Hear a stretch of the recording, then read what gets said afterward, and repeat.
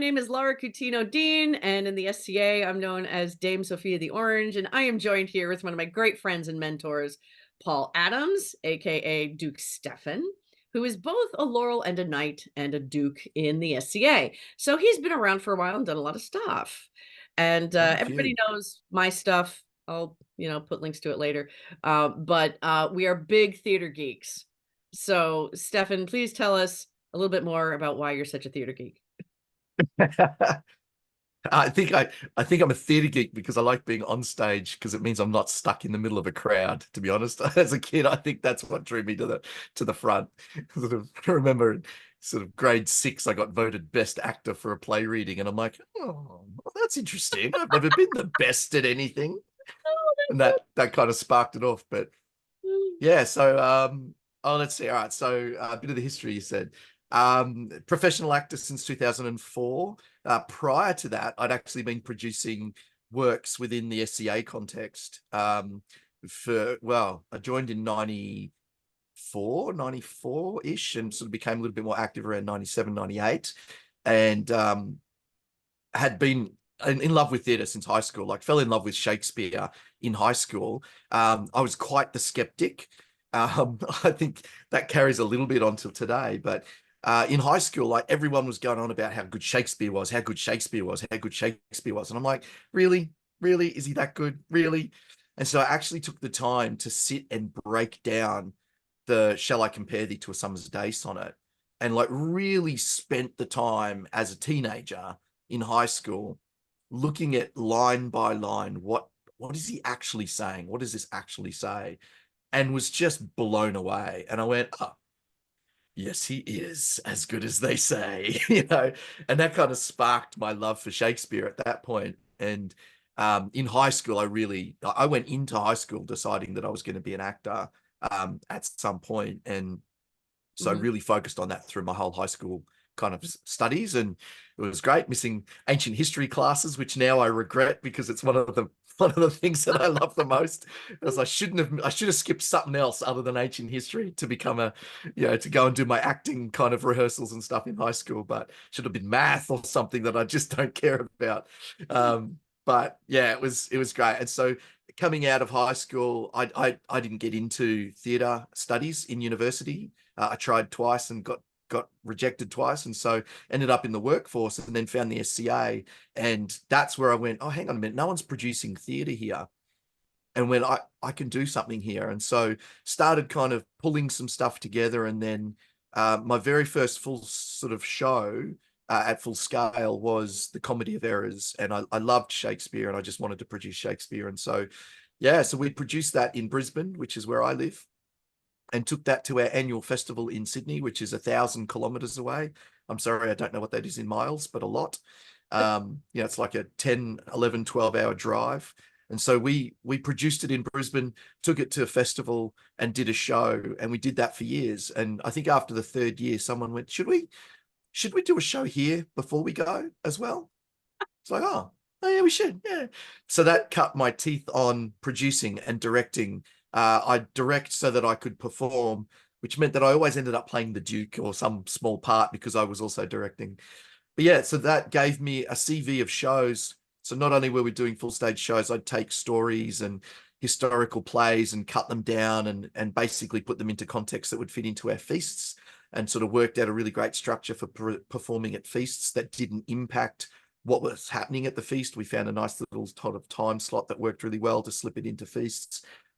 And so that really cut my teeth on producing, performing, scripting, writing scripts, cutting down works to restructure them. And that allowed me, when I kind of left retail and moved into studying performing, that became the foundation of my CV moving into professional acting. And so 20 years this year. It's actually 20 years next month that I've been professional as an actor. And so a lot of my work in independent theatre. I've never worked for any of the big state theatre companies. I've always kind of floated around the indie edges, having a work because I got married and we had a baby. And so I had a family to support. And so I've always had to kind of have that job to do that. So now that our daughter's grown up and moved out, I can focus a little bit more on just doing my own thing, which is great.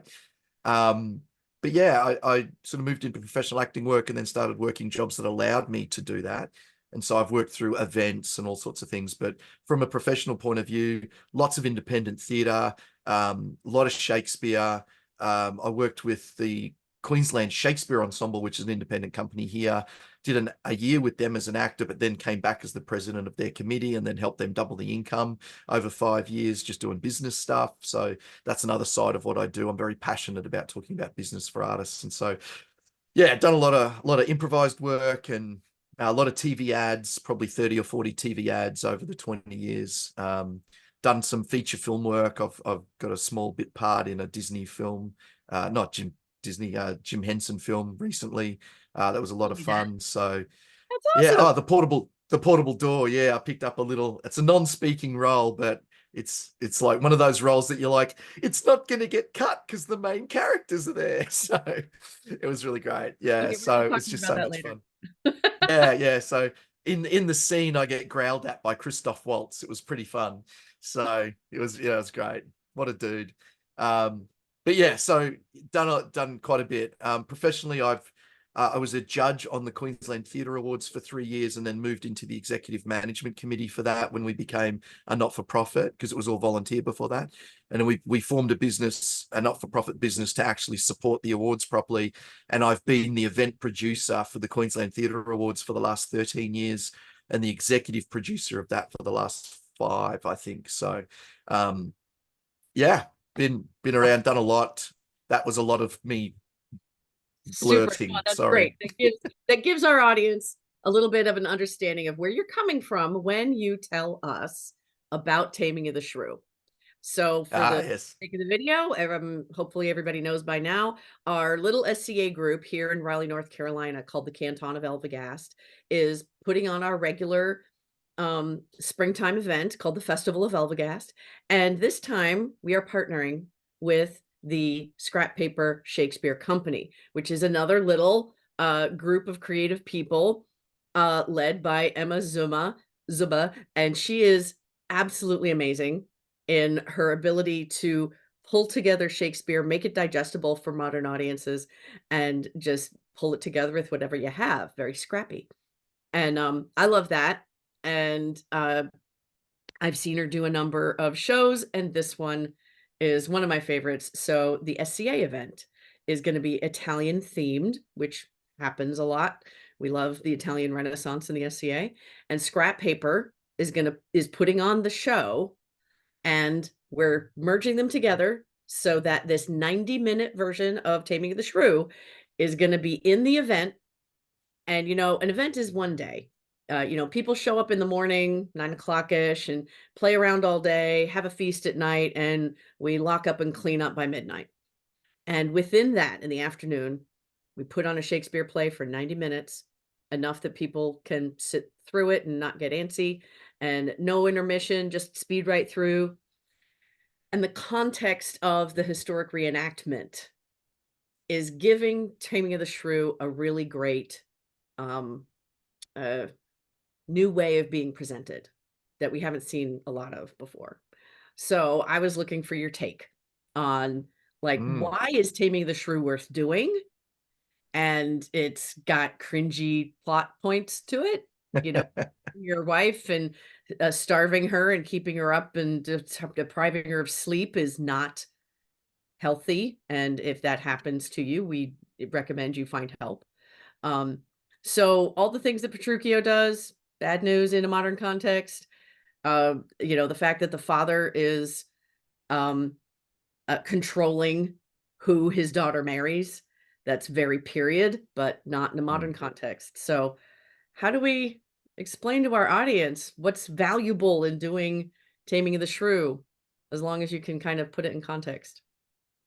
Yeah, well, I think it's one of the plays I think that gets a bit of a bad rap because of modern sensibilities. I think actually, a lot of people look at the title and they get turned off by that. How dare you call a woman a shrew? And again, there's period context to these sorts of words that we need to understand. And there's a moment in the play. I mean, yes, they're talking about all of the things that Petruchio is doing to Kate, but the two servants are having a conversation about what's happened on the journey over from where they were coming from back to Petruchio's house, and all the stuff that happened, and the horse fell over, and how he all that sort of, he let the horse stay on top of her, and then, it actually kind of starts to see a little bit of a tipping point in the fact that she's doing some stuff as well. But, they actually say, well, by all accounts, he's more shrewish than she is.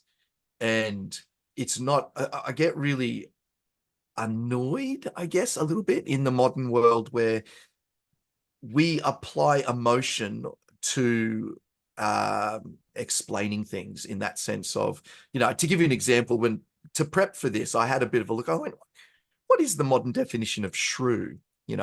And just, I'm going to see if I can find it here. I've got it here somewhere. And I Besides got really annoyed. besides the little creature. Well, yeah, apart from that. So this is dictionary.cambridge.org, right? So this is the Cambridge University, or Cambridge, the Cambridge Dictionary. Shrew, noun, unpleasant person, right? That's what it is. It's an unpleasant person, right? But then the thing that annoys me, and I think this is part of the problem that we have with some of the modern sensibilities, is the definition underneath it then says this: an offensive word for a woman who is considered to be unpleasant and easily annoyed and who argues a lot. Now, I reckon that that's been written by someone referencing this play because of how well known it is. The reality is, it is not just about women, right? And it's, offensive, that is a subjective term. What you find offensive, I might not find offensive. So this person's put their own subjective bias into that definition. But this is on what you would consider to be a pretty reputable website that isn't actually speaking just in plain terms of what does this word actually mean. It did, and then it had to define it in another way that actually adds to our modern kind of feelings about this in the modern context. And, there's no reference to the fact that this is actually taken from this period context or whatever. So, I think we kind of have to think about how we separate our modern sensibilities from what was, this is a controversial way to say it, but what was right and proper in that day. We are on a continual human journey of evolution of thinking and evolution of society, and we have to put it into the context of what was right for that day. And in some ways, some of the stuff in Shakespeare's plays was quite progressive for his day. So yes, there was absolutely, in that period, women were, by some people, particularly in the upper classes, considered property of the man. And the fathers, often in the upper classes did do arranged marriages so that they could, solidify bloodlines and relationships and all this kind of thing. And, dowries were a big thing, and it was all of this. And we have to put it into the context of that. But I think what we miss in this play is actually the relationship with her sister. And I think if you actually look at the most telling part for me in this play is actually what we see in the very last couple of scenes of this play, where they are with, if I remember correctly, it's been a while since I've read it, but I'm pretty sure it's in the last couple of scenes. And I didn't have time to go back through it before we chatted. Sorry. So wedding, the younger sister's wedding at the end. Yeah. Yeah, the that's relationship between her and her husband, and how just, it's not, you can see it's just going to be a disastrous marriage because of the way that they are behaving to each other. There's and no yet, trust there. No. And what we've seen is, and okay, fine, Petruchio may not have done it in the best way possible. Let's be honest. Some of the things that we talked about, sort of starving your wife and beating your servants, all that kind of stuff. Obviously, in today's modern sensibilities, that's wrong. A lot of that stuff in Shakespeare's plays, the beating of servants and that sort of stuff, wasn't necessarily acceptable. It was in those plays for comic effect, right? We have to understand that there's still a very strong slapstick kind of connotation running through period plays, So that kind of, the beating of the servants is done more for comic effect. Laurel and Hardy, Buster Keaton, the Three Stooges, Judas. all of that kind of violent slapstick stuff has been considered comedy for eons, So, we Yeah. can look at it and go, oh, well, he shouldn't beat his servants. And you're like, well, no, he shouldn't. But even then, it was being done for comic effect, Mhm. right? Certain servants were made to be stupid and some were made to be not stupid. And you Mhm. get that comedy of status in intelligence, and then you get the comedy of status within servants. So Mhm. all of these things play into what we see in the play. And, I think at a very surface level, for any of the plays, you could find a way to go, well, that's obviously just, look at Othello. You could easily say at a surface level that Othello just purely speaks about man's hatred towards women. But if you actually look at the character and the way that the character of Desdemona is portrayed, she is a strong, independent, amazing woman who is, virtuous and honest and true. So she is both these wonderful strengths that people would in those days equate to a male character, with all of the feminine characteristics as well. She is this wonderful balance of, femininity with strength. And you Mm. see that a lot in Shakespeare's plays. Yeah. Um, So would you what's the say name? one reason to keep doing Taming of the Shrew is to explore these characters and their relation? Absolutely. Yeah, and I think you need to look below the surface level of, and I think this is the thing, a lot of people look at this and they go, oh, it's just about the fact that he beats her and it's this, male dominance trying to, look, there absolutely is a part of that, because that was a part of society and we have to acknowledge the truth of that. It absolutely was this sense that, men were the deal makers, men were the guys out doing all of the work, men were the guys out there doing all of the deals, and, they were the controllers of the household, and that women were, in inverted commas, subservient. But there's also that sense that there are, women worked back then. It's not like women didn't work. It's not like they weren't out doing jobs. It was possibly a different range of jobs, but it's not like to say that women were useless. The ultimate crux, in my opinion, right?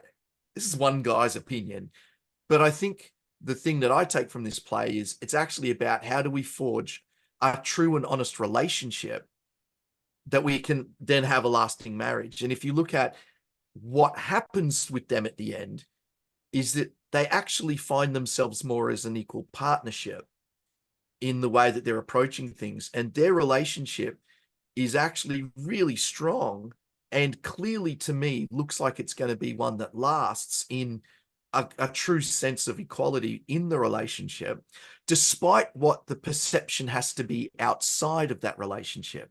Modern, the sensibilities at the time would be that he's the master of the house and she's subservient. And, outside of their relationship, that might be the front that they have to put on to society, which, again, in today's world, we look at and go, well, why would you even have to put that front on? Absolutely fair. But that is the world that they live in. Mhm. But if you look at what their relationship becomes at the end of that play, he became more shrewish than her to show her how her behavior was not conducive to actually having a relationship with anyone. And that's the whole point of that start of the play. She's not just shrewish to men, she's shrewish to everyone, her father included. Yes, there's a level of respect there and that sort of thing, but Mm. she's She's like not that. protecting her father. Mhm. And again, if you dig into the relationship that she has, she's obviously, how long has she been without a mother, without that woman influence to guide? Like, she's pushing against what she saw as the patriarchy of the day. She's pushing against and railing against the sensibilities towards women being independent and strong. She's actually pioneering out towards that. And when you look at the situation of the actual English construct at that time, Shakespeare knew nothing but a queen in his entire time until Elizabeth died. Mm. He was born into the reign of Queen Elizabeth. Mhm. So he's never had a king on the throne. Mhm. He's only ever seen a strong, independent woman who, in his early days, it would have been his early days, Mhm. defeated the Spanish Armada, led Mhm. England to defeat the Spanish Armada, Mhm. okay, fine, there was some unrest in Ireland and that was a bit of a mess, but It's a mix, but yeah, she had successes. absolutely, right? And remained independently on the throne. The queen before her married. So, yeah, prior to her, there were two other queens, one for nine days, Jane, ruled Thank for you. 9 days before she was then deposed. Yeah. And oh, I can't remember the one after her before. Was it Mary? Mary. Um, Bloody Mary. before, yeah, thank you. Before her, who reigned for what, 5 or 6 years or something. Mary Um, Philipine. and yeah, so she ended up marrying Philip. He was then given the right to come over and rule with her. Hmm. But then when she died, he got sent packing and Hmm. Elizabeth took the throne. Hmm. So for the last, whatever period, 5, 6 years, there's only truly been queen, Hmm. one kind of token king, which is kind of hilarious when you think about it like that. Yeah. And then Elizabeth, Yeah. although was offered time and time again to marry, Hmm. denied the opportunity and said, no, no, no, or I don't know if it's true or not, but, I'm married to England. So Shakespeare never knew anything but a queen on the throne. Hmm. And if you look at a lot of the female characters in his plays, in my opinion, I think he's actually writing women who are pushing against the construct of the day. What's her name in As You Like It? That dresses up like a man to, Rosalind? Olivia, Rosalind. Yeah, you get Rosalind. And there's a Might couple of be those wrong. plays. Have to look it up. Yeah, Desdemona, fights against her father to marry Othello. And then when it goes to the tribunal, whatever that was, I can't remember what it was called, but they had to go to the tribunal to essentially her defending herself against her father in this sort of pseudo court against the rulers of the day. She was able to go, well, didn't my mother marry you under the same pretext? So what was good for you and my mother isn't good for me? Hmm. Hmm. Mic drop, you Yeah. know. Exactly. So, we can definitely look at the surface level of these plays and go, oh, well, yeah, it's all about how to mismanage your relationship, how to beat your wife into submission. Actually, yes, that's definitely a version that we can take of it. And yes, that definitely happens in the play. Let's not refuse the truth. Like, it actually happens in the play. But he became more shrewish than her to show her what she was doing to other people in some ways. You can definitely take that tact. Did he Mhm. do it in a way that was nice? No. There will be some people that say sometimes you have to fight fire with fire. Mm. Ah. Mm. If Yeah. he had taken a soft touch, would Mm. he have been able to bring her across into an equality level of thinking, of going, this is how you're treating people? And he was beating his servants to show her what she was doing to other people in other ways. Mm. That's definitely the other side of it that you could take. And although it represents a type of person we don't want to see, is that Mhm. he was establishing leadership and, yes, you could say dominance, but in the end, it's actually about them being equals in the relationship.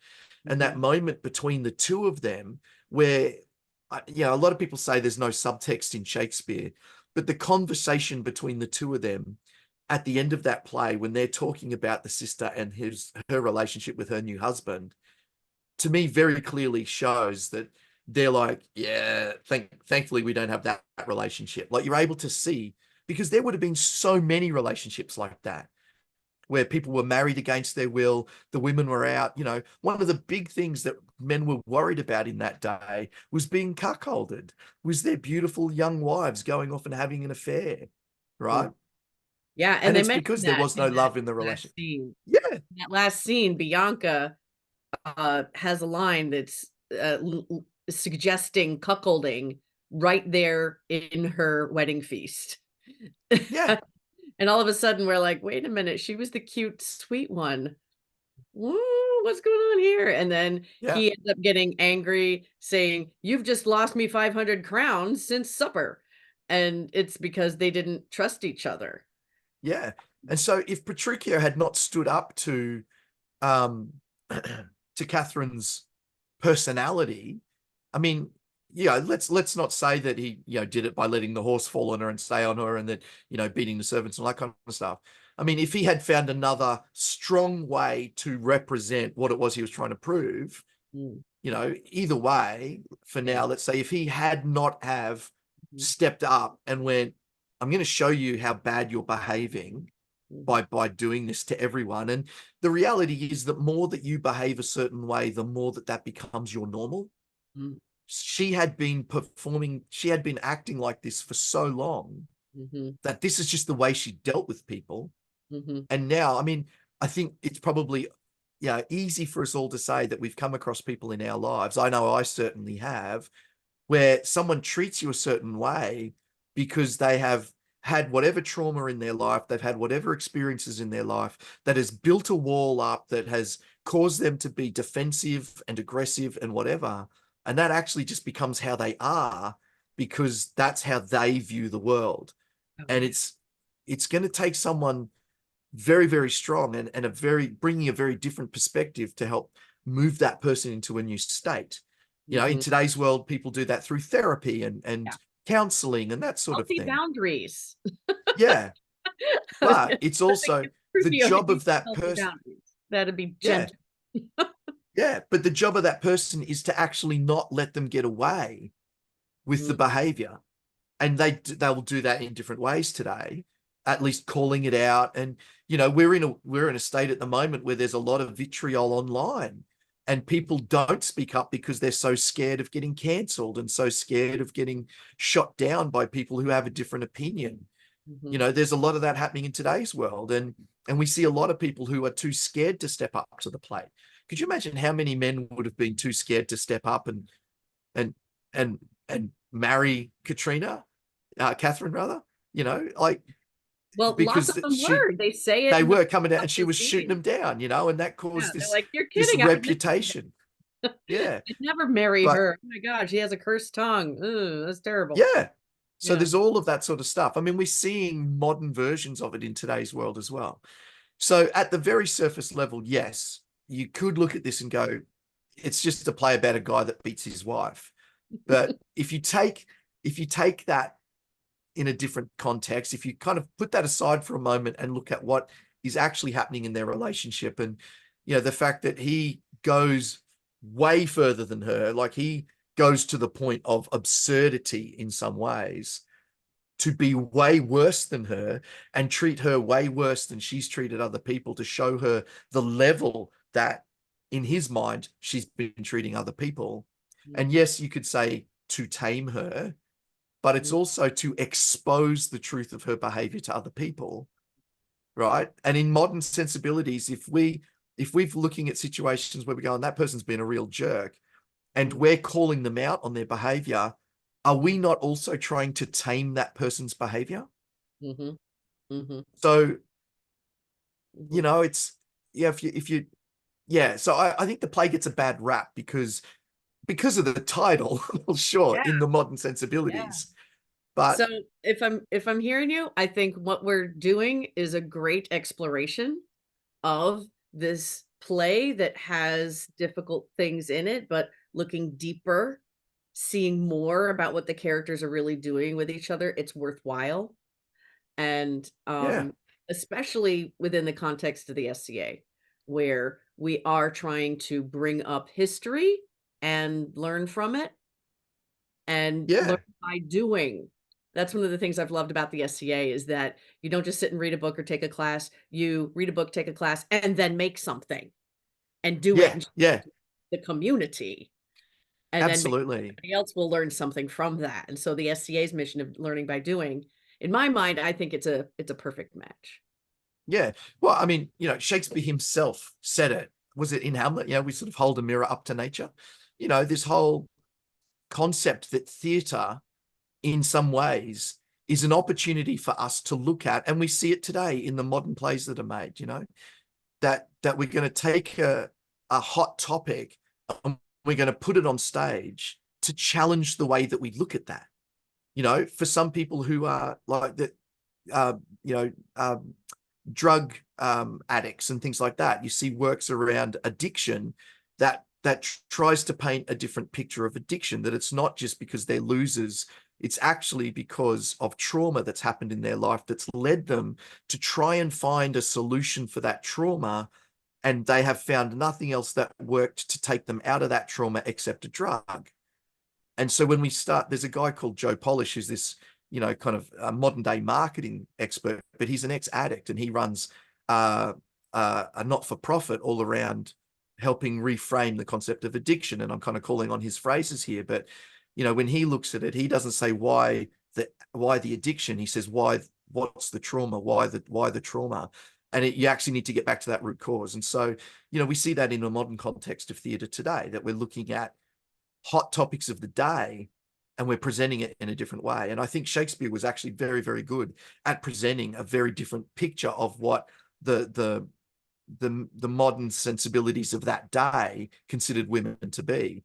He wrote a lot of very strong female characters, and then did it beautifully to make them both the heroes and the villains.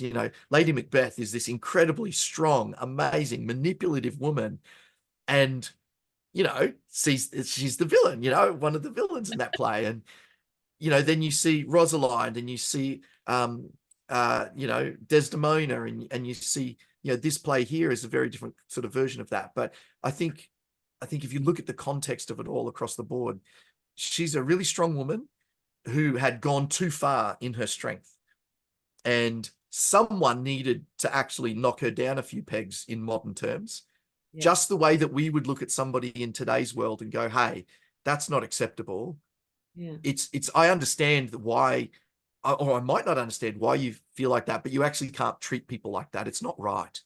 And so we need to bring that to your awareness.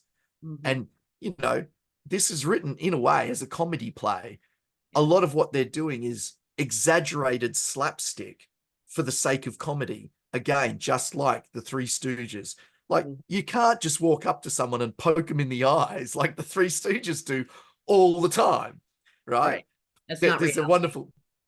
there's a wonderful phrase that I come back to. I don't know who said it. I can't credit the person, but pain plus distance equals comedy. Yes, I've heard that. Yes, Yeah. absolutely. So, That's why watching somebody else fall down some stairs, yeah. get back up again, is okay, because you're Yeah. away The from Buster it. Keatons and the Charlie Chaplins of the world doing that sort of stuff. And so, I think we can also look at this at, I think a lot of us in the modern day, we look at Shakespeare, and he's got this persona built up around him about how austere his writing was. The guy was a working playwright and a working actor trying to make money. He knew that he had to make people laugh to keep them engaged. He knew he had to kind of dazzle them with the supernatural to kind of sparkle some stuff in other plays, Yeah. So I think it would be very interesting if people started to look at this play as almost farcical in some ways. There is an element of truth rooted in it. And for me, I kind of consider putting farce into, when I direct, I always kind of go, imagine farce moments in a play like the petals of a flower. You've got the stamen in the center, and that's the truth of our story. And we can have a farcical moment that goes out in a petal and comes back to truth, goes out and comes back to truth, goes out and comes back to truth. And I look at some of the stuff in this context, if I was to think about it in Shakespeare's day, some of the stuff that we're seeing happen to Catherine is, I think, a farcical version of some stuff that probably really did happen. And obviously there are people that treated their wives like that, but I think it's probably more a farcical version of it to generate laughs, because there'll be people in the audience going, who would actually ever do this? Yeah. So, Actually, what I'm so thinking far of past what's right. is him not feeding her. She goes from the wedding, where she doesn't get to have her wedding dinner, through that horrible trip over to his home, gets there and is shown meat and food and says, "No, no, no, it's burnt. It's gonna make you choleric." And then taken away. And he says, "Oh, we will both fast." She's, like, not eating. And then, like, the Mm. next scene, she's given some food for 2 lines, and then he takes it away again.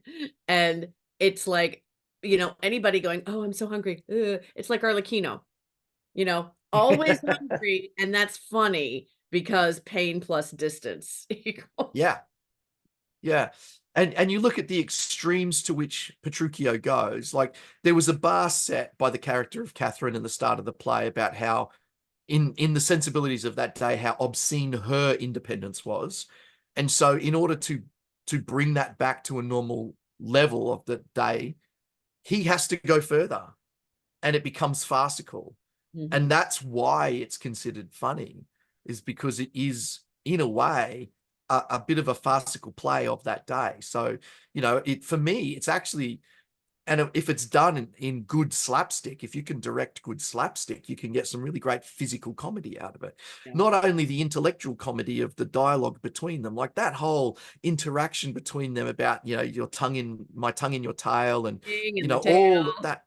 that, that's such an amazingly written piece of dialogue. Yeah. And like, even in the modern terms, it's amazing. So you get the intellectual comedy, and then you get the slapstick for the people that might not quite be getting some of the nuance of that intellectual comedy. Mhm. It's, Mhm. and you see that in so many of his plays. It's amazing. Exactly. Well, we should wrap up because I don't want this to be too awful long for people. Yeah, Um, sorry, I've but had a big rant talk there. about this for days. Days. So I want to say thank you, Stefan, so much. This is perfect, and I'm so excited that you're excited. And hopefully, we'll have a wonderful production, and